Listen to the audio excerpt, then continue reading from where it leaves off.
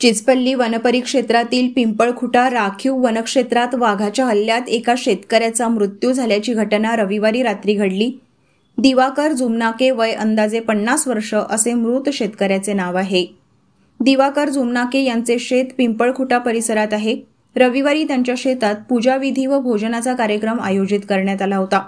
रात्री सुमारे 10 वाजता भोजन झाल्यानंतर ते शौचासाठी शेतालगत असलेल्या झाडीत गेले असता दबा धरून बसलेल्या वाघाने त्यांच्यावर अचानक झडप घातली।